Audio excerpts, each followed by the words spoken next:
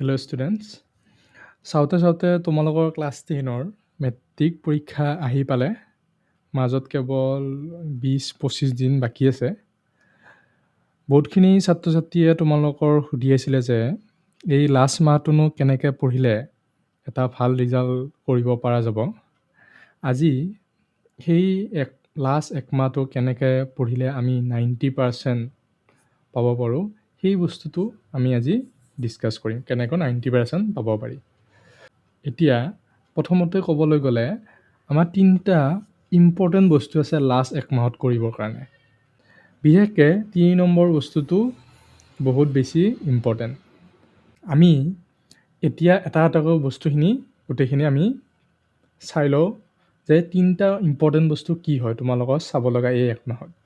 প্ৰথম কথা যে নতুন একো বস্তু পঢ়িব নালাগে। তোমালোকে নতুন একো বস্তুৱে এতিয়া পঢ়িব নালাগে।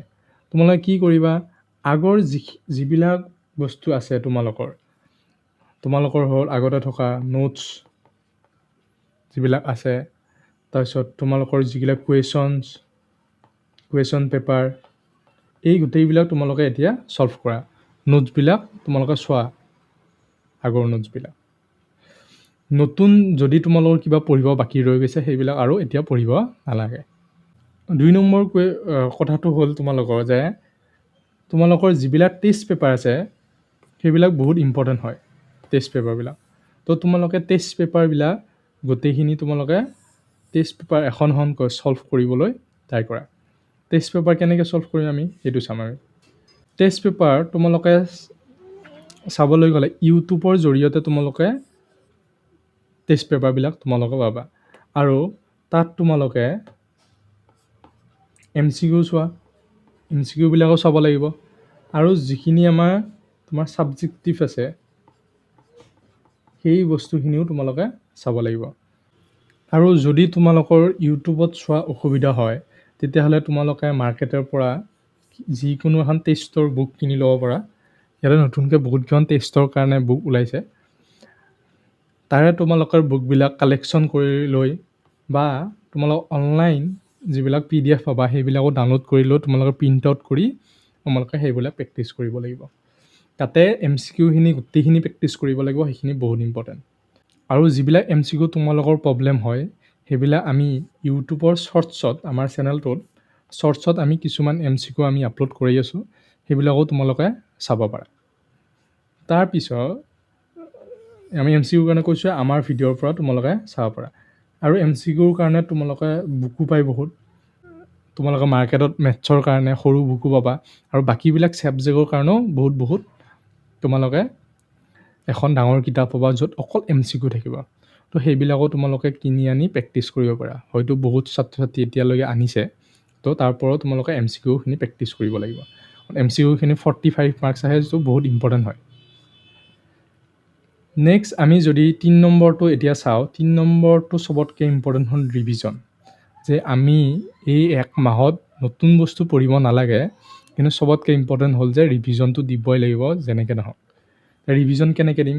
ৰিভিজনৰ কাৰণে তোমালোকে কি কৰিবা, ৰিভিজনৰ কাৰণে তোমালোকে এটা পেজ ধৰা হ'ল তোমালোকে পঢ়িছা, এনেকৈ 1, 2, 3 এনেকৈ পঢ়িছা। তাৰ তোমালোকে এই সৰু এটা শ্বৰ্ট বহী বনাই ল'বা, আৰু সেই বহীটোতে এই 2-3টা পেজৰ বস্তুখিনি এই শ্বৰ্ট নোটছটোত লিখিবা তোমালোকে। আৰু সেই শ্বৰ্ট নোটছটোত লিখি সেইখিনি তুমি মাল্টিপুল ৰিভিজন কৰিব লাগিব। তোমাৰ মাল্টিপুল টাইমছ বহুত বাৰ, 10 বাৰ 15 বাৰ তোমালোকে ৰিভাইজ কৰা, যাতে বস্তুবিলাক মন ৰৈ যায়। গণিতৰ কাৰণেও কৰিব পাৰা। গণিতৰ কাৰণে কেনেকৈ কৰিম আমি, বাকী চেপ্টাৰৰ কাৰণেতো কৰা ইজি হৈ যায়। তোমালোকৰ ছ'চিয়েলৰ তোমালোকে যিবিলাক হিষ্ট্ৰী আছে, হিষ্ট্ৰীৰ বস্তু চন বা ইম্পৰ্টেণ্ট কথাবিলাক তোমালোকে সৰু এনেকৈ নোটছত লিখি থ'লা। তো তেনেকৈ তোমালোকে পাৰিবা কৰিব। কিন্তু মেথছৰ ক্ষেত্ৰত অলপ ডিফিকাল্ট হৈ যায়।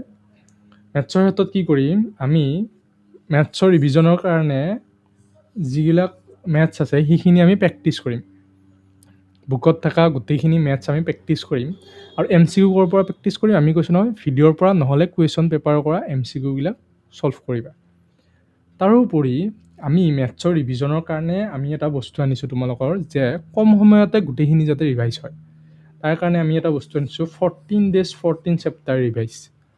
এইটো এটা আনিছোঁ।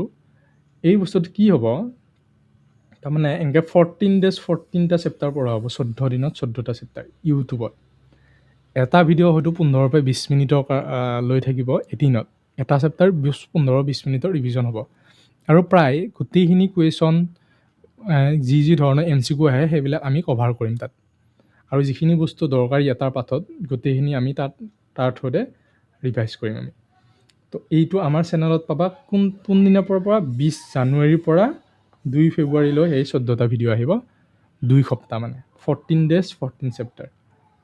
এইখিনি আমি ভিডিঅ'ৰ জৰিয়তে তোমালোকক দিম আৰু তাতে তোমালোকে যিখিনি পাৰা সেই বস্তুখিনি গোটেইখিনি ৰিভাইজ কৰি ল'ব পাৰিবা। তেতিয়াহ'লে কম সময়তে তোমালোকৰ গণিতখিনি গোটেই ৰিভিজন হ'ব। বাকীখিনি তোমালোকে লিখি প্ৰেক্টিছ কৰা, তেনেকৈ ট্ৰাই কৰা।